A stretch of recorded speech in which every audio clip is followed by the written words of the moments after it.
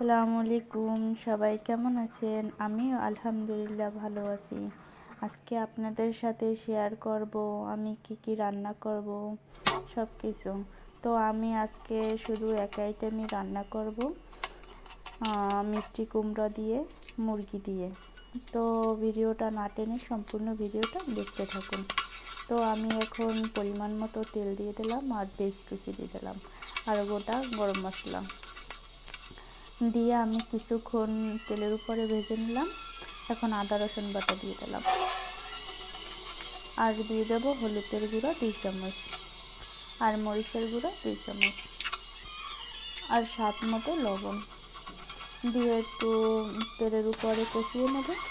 এখন ঝোলের পানি দিয়ে আরও সুন্দর করে কষিয়ে নেব। তো আমি এখন দিয়ে দেব গোটা গরম মশলার গুঁড়ো 1 চামচ দিয়ে আরও সুন্দর করে কষিয়ে নেব। যত কষানো ভালো হবে তত খাবারের রান্নার টেস্ট ভালো হবে।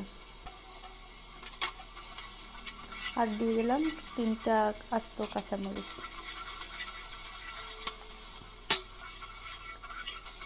এখন আমি আরও একটু ঝোলের পানি দিয়ে কষিয়ে নেব। তো আমার কষানো শেষ। এখন আমি মুরগির মাংস দিয়ে আরও সুন্দর করে কষিয়ে নেব।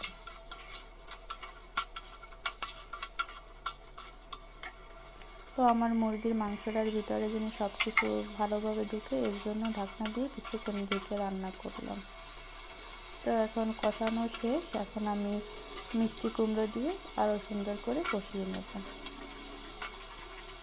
তো আমি এক এক করে এখন দিয়ে দিতেছি মিষ্টি কুমড়ো। তো আমার কড়াইটা অনেক ছোটো হয়ে গেছে, লাড়াচাড়া করতে অনেক সমস্যা হইতেছে।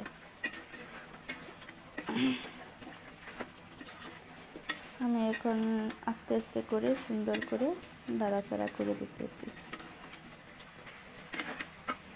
তো আমি এখন কিছুক্ষণ মিষ্টি কুমড়ার সাথে মুরগির গোশটা ভালোভাবে কষিয়ে নেব। তো আমার কষানো প্রায় শেষ। একটু নাড়াচাড়া করে আমি এখন ঝোলের পানি দিয়ে দেব।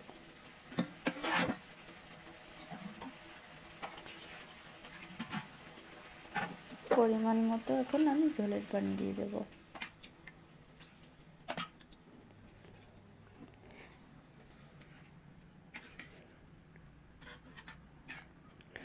ঝোলের পানি দিয়ে আমি একটু নাড়াচাড়া করে নিলাম। এখন আমি কিছুক্ষণ রান্না করব।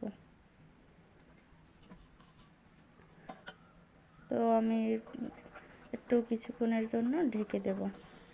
তো আমি এখানে ভিডিওটা শেষ করব। সবাই ভালো থাকবেন, সুস্থ থাকবেন। আল্লাহ হাফেজ।